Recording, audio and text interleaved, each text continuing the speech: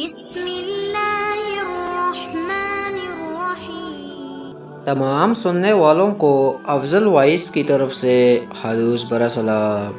ناظرین، دنیا میں بہت ساری سلطنتیں قائم ہوئی ہیں، لیکن کیا آپ کو پتہ ہے کہ سب سے پہلی سلطنت کب اور کس نے قائم کی؟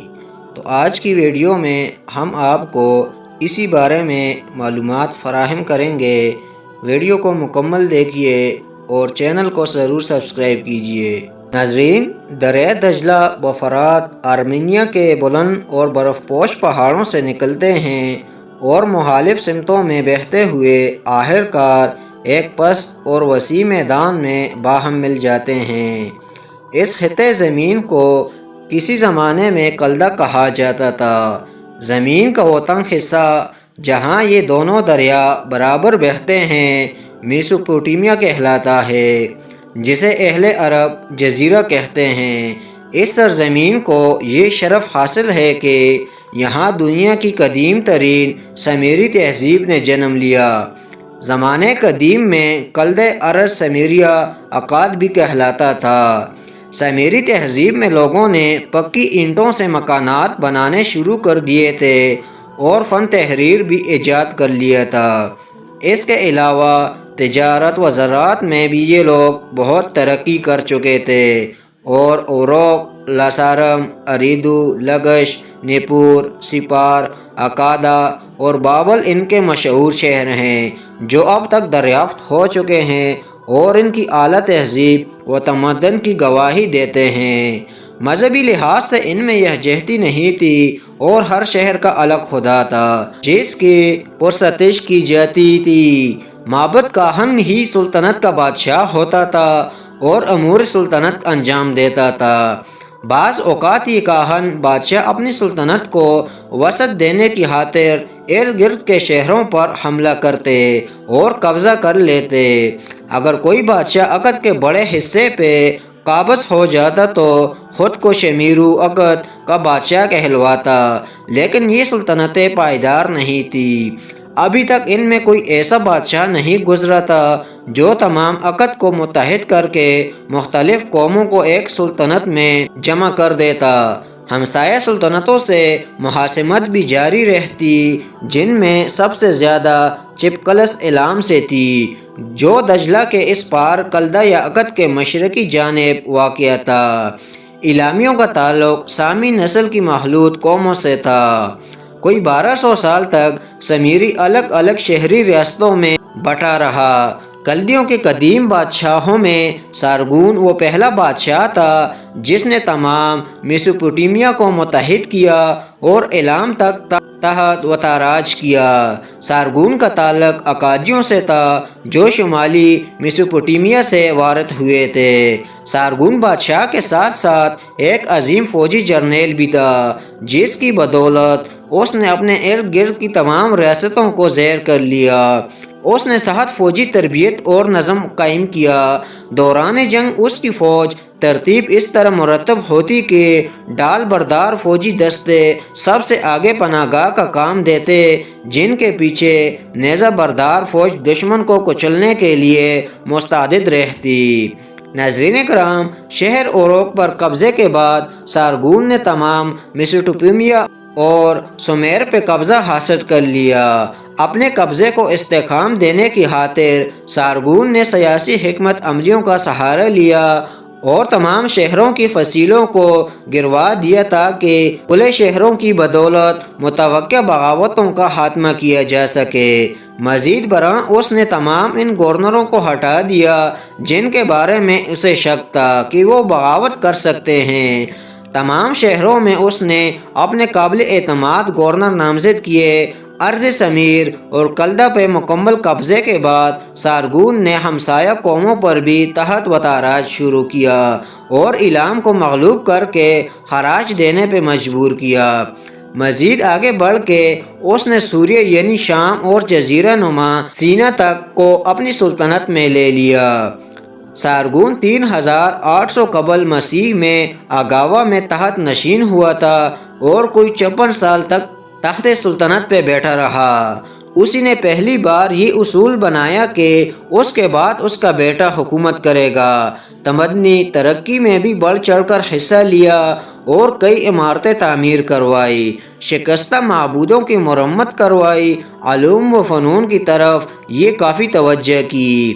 شہر عروق میں ایک عظیم کتب خانہ بنایا جس میں اس کے زمانے میں مروجہ علوم کا ذخیرہ کیا اور نجوم، سحر، صرف و نحو وغیرہ کی کتابیں اکٹھا کی۔ جس قدر پرانی کتب کا ذخیرہ میسر ہو سکا وہ اکٹھا کیا۔ ان کاوشوں کی بدولت شہر عروق نے اس قدر شہرت حاصل کی کہ بلدۃ الکتاب یعنی کتابوں کا شہر کے نام سے یاد کیا جاتا تھا۔ اکادیوں نے گوسمیر کا اپنی سلطنت میں لے لیا لیکن ان کے عظیم الشان تمدن کو کوئی نقصان نہیں پہنچایا بلکہ اسے مزید ترقی دی۔ انہوں نے سمیری دیوی دیوتاؤں ہی کو برقرار رکھا جن کے نام پر سارگون حکومت کرتا رہا۔ زراعت میں وہ سمیریوں کے شاگرد رہے اور انہی کے طریقوں پر عمل کرتے رہے۔ سارگون کو قدیم تاریخوں میں سارگون اعظم کے نام سے یاد کیا جاتا ہے۔ سارگون کے بچپن کے بارے میں افسانوی قصے مشہور ہیں۔ کہا جاتا ہے کہ وہ اپنے باپ کو نہیں جانتا تھا اور یہ بھی معلوم نہیں کہ اس کا باپ کون تھا۔ اس کی ماں کے تعلقات کس کے ساتھ تھے کہ اس کا حمل ٹھہر گیا، اس بارے میں کوئی حتمی رائے قائم نہیں کی جا سکتی۔ ایک اور روایت کے مطابق اس کی پیدائش کے بعد اس کی ماں نے اس ڈر سے کہ اس کا چچا اسے مار ڈالے گا اسے دریائے فرات میں ایک ٹوکری میں ڈال کر بہا دیا اور جسے ایک باغبان اکی نامی نے نکالا اور بعد ازاں اکی نے ہی اس کی پرورش کی۔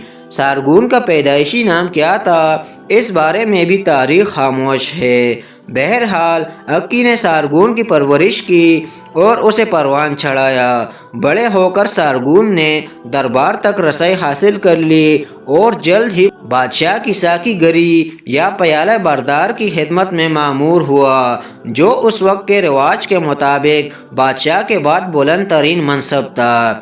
اندرونی و بیرونی شورشوں کے دوران سارگون کو ابھرنے کا موقع ملا اور اس نے تخت سلطنت پر قبضہ کر لیا اور جلد ہی تمام میسوپوٹیمیا پر اپنی نظریں گاڑ لیں۔ سمیرو و میسوپوٹیمیا پہ فتح حاصل کرنے کے بعد سارگون اعظم نے خود کو مستحکم کرنا شروع کیا اور فرات کے کنارے شہر اکاد کی بنیاد رکھی اور اس شہر کو اس قدر ترقی دی کہ اسے ارس البلاد بنا دیا۔ سارگون کی پالیسیوں کی بدولت آبپاشی کا نظام بہتر ہوا، سڑکوں کی تعمیر ہوئی اور تجارت کو فروغ حاصل ہوا۔ وسیع پیمانے پر علوم و فنون کی ترقی کا آغاز ہوا۔ دنیا میں ڈاک کا پہلا باقاعدہ نظام مرتب ہوا اور اکادین رسم الخط میں لکھی مٹی کی سلیسیں باقاعدہ مہر کے ساتھ بھیجی جانے لگی۔ اوزان و پیمائش کے معیار مقرر کیے گئے تاکہ روزمرہ تجارتی نظام کو مستحکم کیا جا سکے اور ساتھ ہی باقاعدہ ٹیکس کا نظام متعارف کروایا گیا۔ تعمیراتی منصوبے شروع کیے گئے اور کل وقتی فوج بنائی گئی جس کی تربیت کا باقاعدہ نظام مرتب کیا گیا۔ یہ بھی بیان کیا جاتا ہے کہ سارگون نے بحیرہ روم تک راج کیا اور اس کے بحری جہاز بارس تجارت ہندوستان تک سفر کرتے تھے۔ فوجی مہمات کے علاوہ سارگون اعظم انتظامی امور میں بھی انتہائی کامیاب حکمران ثابت ہوا اور اس کے بہترین اور قابل بھروسہ لوگ سلطنت کے اعلیٰ عہدوں پر تعینات رہے۔ اکد کے لوگ اپنی انتظامی صلاحیتوں کے لیے خصوصی شہرت کے حامل ہوئے۔ کہا جاتا ہے کہ 65 سے زیادہ شہروں پر سارگون اعظم کے قابل بھروسہ گورنر اور منتظم انتہائی کامیابی سے حکومت کرتے رہے۔ ناظرین کرام، کوئی 56 سال حکومت کرنے کے بعد سارگون اعظم نے وفات پائی۔ اپنی وفات کے وقت تک وہ دیوتاؤں کے مرتبہ کا حامل سمجھا جانے لگا تھا۔ سارگون کی وفات کے بعد اس کے بیٹے ریموش نے تحت سنبھالا، جسے ابتدا ہی میں بغاوتوں کا سامنا کرنا پڑا، لیکن اس نے اپنے باپ کی حکمت عملیوں کو برقرار رکھا اور ایلام کے خلاف فوج کشی کر کے بغاوت کو بزور قوت دبا دیا۔ ریموش کے بعد اس کے بھائی منیش توسو نے تخت سنبھالا۔ اس کے بعد اکادیوں کا مشہور بادشاہ نارام سین، جو منیش کا بیٹا اور سارگون اعظم کا پوتا تھا، تخت پر نشین ہوا۔